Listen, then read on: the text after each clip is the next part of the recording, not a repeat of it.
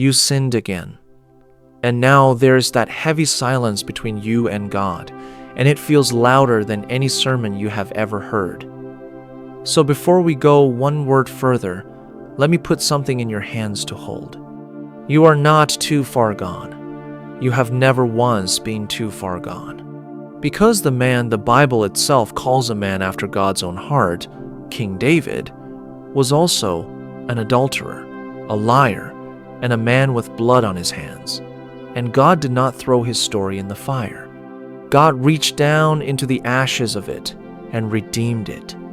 Here is the thing almost everyone misses about David. The difference between him and the man who fell and never rose again was never that David did not fall. David fell hard. The difference was the direction he ran afterward. He ran toward the very God he had sinned against. That is the whole secret, and it is a secret you can have tonight. So let me show you the way he came home, because it is the same road that is open to you right now.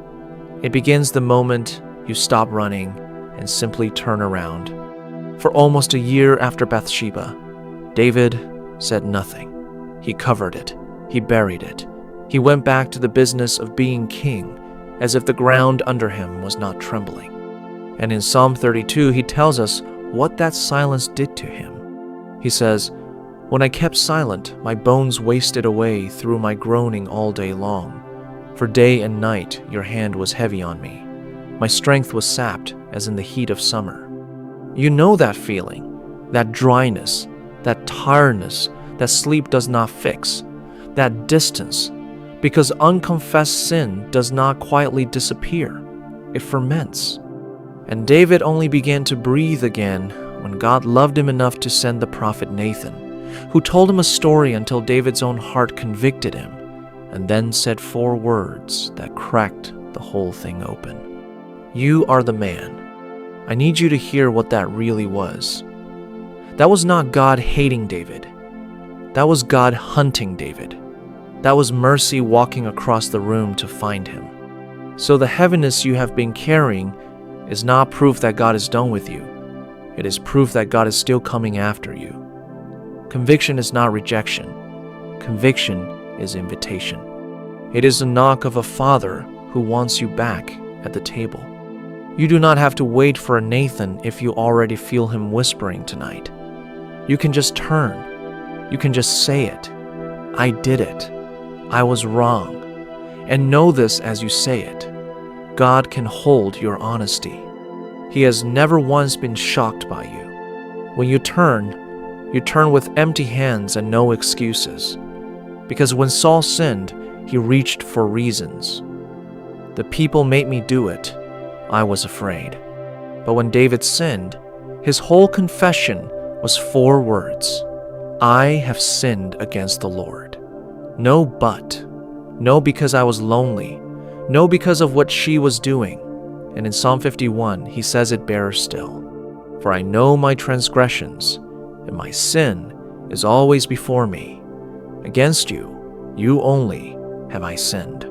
There is something almost freeing in that. You do not have to build a case or manage the story anymore. You can lay the whole weight of it down and simply pray, Father, I have sinned against you. I chose this. I own all of it.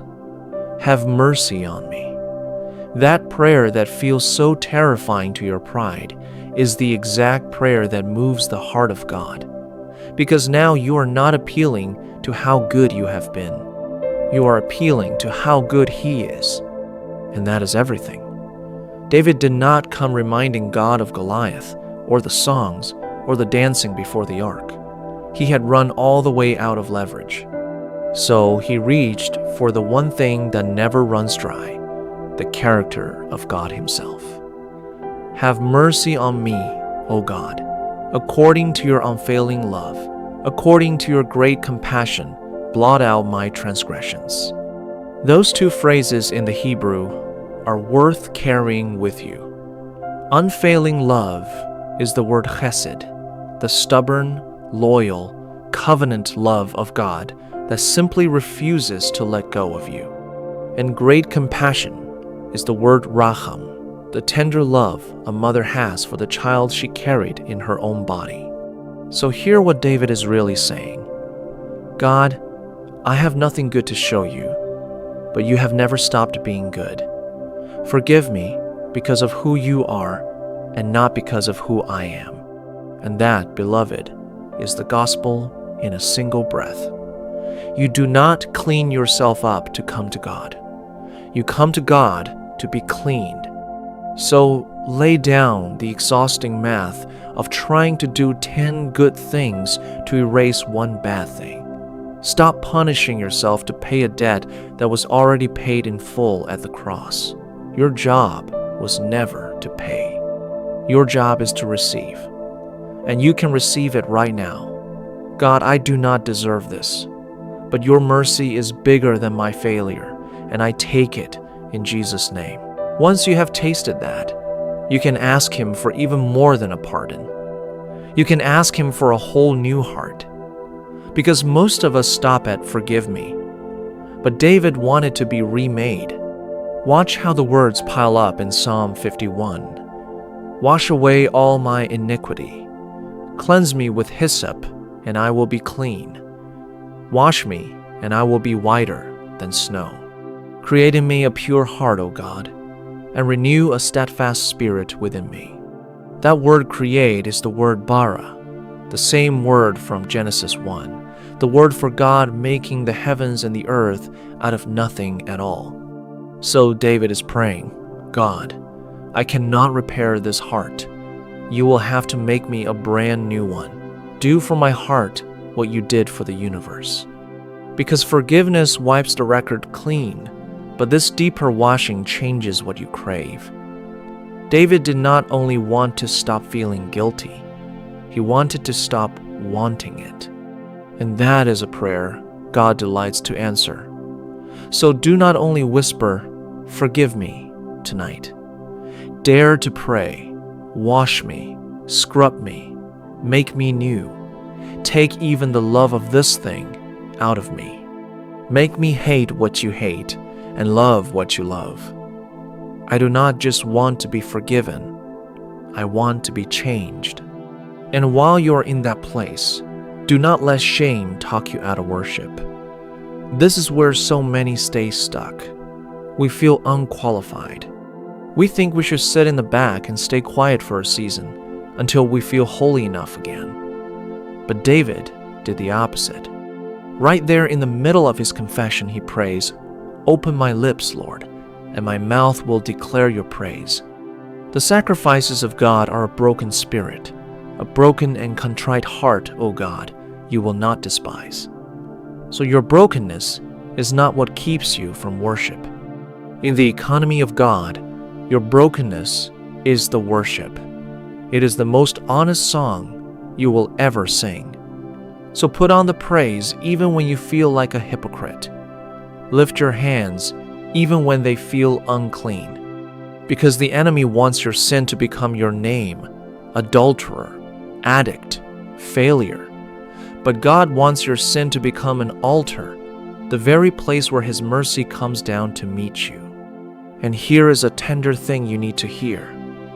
Even when some weight of what you did remains, even when there are still consequences to walk through, that is not God abandoning you.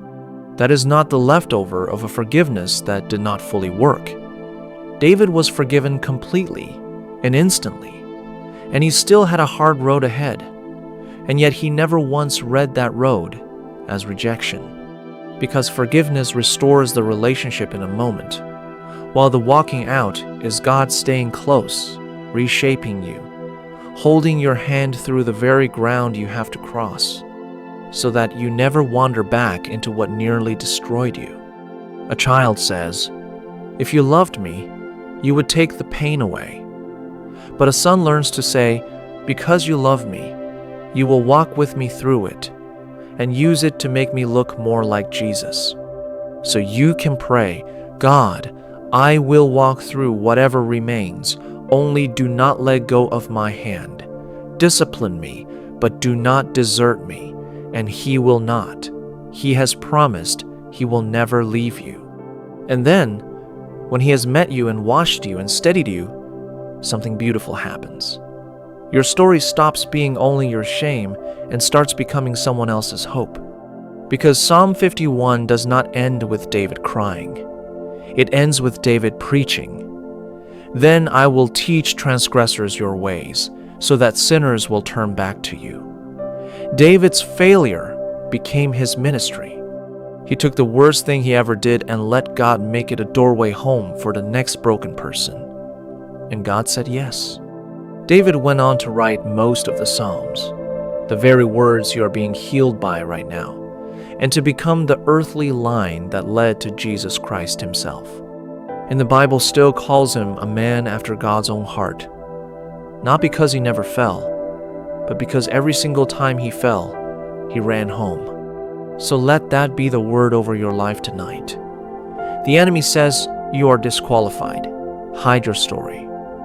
But God says your scars are your credentials now. They are how you will reach someone no perfect person could ever reach. So speak this over yourself, and speak it slowly. I am not what I did. I am what Jesus did for me. I have fallen, but I will not stay down. I run to God and not from Him.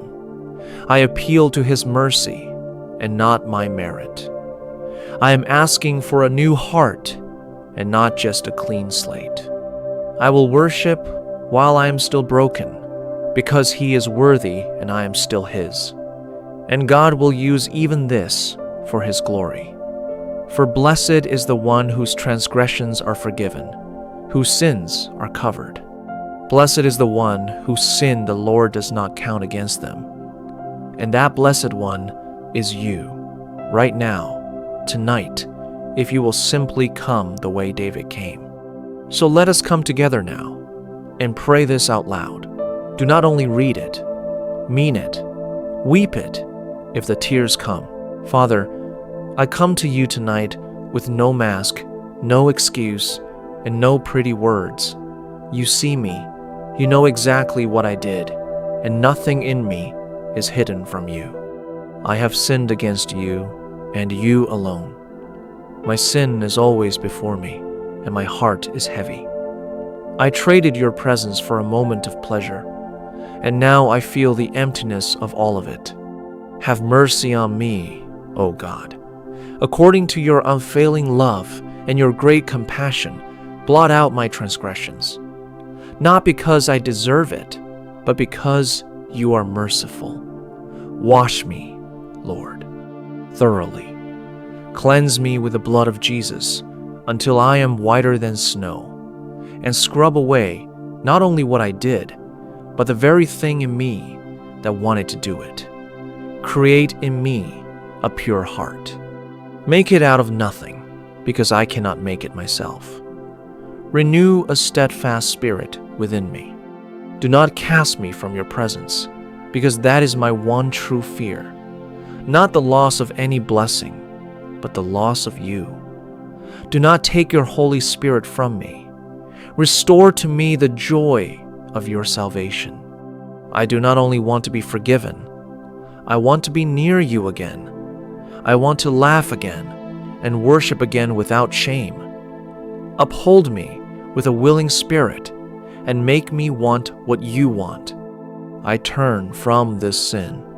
I turn my whole face back to you, and I receive your forgiveness right now, not because I feel it, but because your word says that if I confess, you are faithful and just to forgive me and to cleanse me from all unrighteousness. Thank you that you do not despise a broken and contrite heart. Here is mine. It is all I have to bring you tonight. Take it, heal it, use it. And when you have restored me, Father, use my story. Let my fall become a testimony of your grace, so that sinners will turn back to you because they saw you turn me back. I am yours again. I am still yours. I am not my failure. I am your child, bought by the blood of Jesus. And I pray all of this In the mighty name of Jesus Christ, my Savior, my mercy, and my second chance. Amen. So if this met you where you are tonight, leave one word in the comments, restored. And come back tomorrow, because we are walking this road home together. And the Father is not standing at the door with a whip. He is standing on the porch, watching the road you left on, ready to run.